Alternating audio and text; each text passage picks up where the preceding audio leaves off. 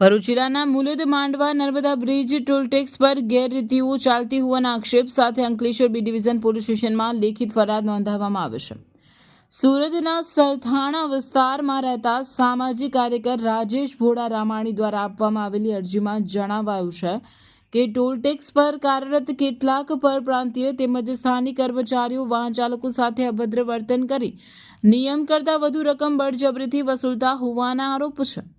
ફરિયાદ અનુસાર ઓવરલોડના બહાના હેઠળ વાહન ચાલકો પાસેથી વધારાની રકમ લેવામાં આવે છે તેમજ કેટલાક કર્મચારીઓ ચાલુ વાહનો પાસે જઈ જોખમી રીતે વસૂલાત કરતા હોવાને કારણે અકસ્માતની શક્યતાઓ વધે છે અને જાહેર સુરક્ષા જોખમાય છે।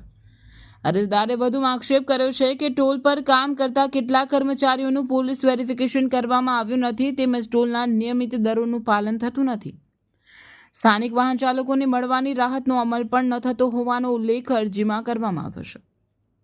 વારંવાર આવી ઘટનાઓ બનતી હોવાને કારણે સમગ્ર મામલે આયોજનબદ્ધ ગેરરીતિની શંકા વ્યક્ત કરી ટોલના મુખ્ય કોન્ટ્રાક્ટર સામે પણ તપાસ કરવાની માંગ ઉઠાવવામાં આવી છે। ફરિયાદમાં ટોલ કર્મચારીઓ અને કોન્ટ્રાક્ટર સામે તપાસ હાથ ધરવી, સીસીટીવી ફૂટેજની તપાસ કરવી, પોલીસ મોનિટરિંગ ગોઠવવું તેમજ નિયમ ભંગ સાબિત થાય તો નેશનલ હાઈવે ઓથોરિટી દ્વારા કોન્ટ્રાક્ટ રદ કરવાની ભલામણ કરવાની માંગ કરવામાં આવી છે। હાલ અંકલેશ્વર બી ડિવિઝન પોલીસ દ્વારા અરજી સ્વીકારી આગળની તપાસ હાથ ધરવામાં આવી હોવાનું જાણવા મળી રહ્યું છે। મુલદ માંડવા ટોલ ટેક્સ પર થયેલા ગંભીર આક્ષેપોને લઈ હવે પોલીસ તપાસમાં શું બહાર આવે છે તે જોવું રહ્યું।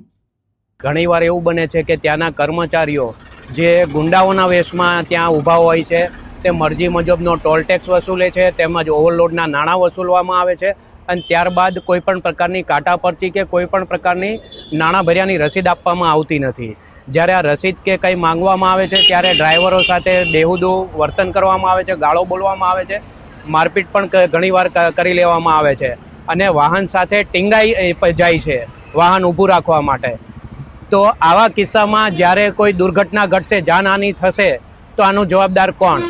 એટલે જે ટોલનાકાના કોન્ટ્રાક્ટરો છે તે લોકો પણ આ બધા વાતને પ્રોત્સાહન આપે છે। એને બી ઘણીવાર અમે ટેલિફોનિક રજૂઆત કરી છે કે તમારા માણસો આ રીતે ગુંડાગર્દી કરે છે છતાં સાંભળતા નથી અને એવો જવાબ આપે છે કે ભાઈ તમારે એ રીતે નાણાં આપવા જ પડશે, કોઈ રસીદ મળશે નહીં, કાંટા પરચી મળશે નહીં અને અમારી કોઈ પણ રજૂઆત સાંભળતા નથી અને લોકલો વાહનો પાસે પણ ટોલ ટેક્સ વસૂલવામાં આવે છે, દાદાગીરીથી વસૂલવામાં આવે છે અને ચોક્કસ જે એ લોકો પાસે લિસ્ટ છે એ મુજબના વાહનોમાં હપ્તા લઈને વાહનો જવા દેવામાં આવે છે। એમાં કોઈ ટોલ ટેક્સ નથી માગવામાં આવતો કે કોઈ ઓવરલોડનો ટેક્સ માગવામાં નથી આવતો અને કાંટા ઉપર ગાડી ચલાવવામાં નથી આવતી।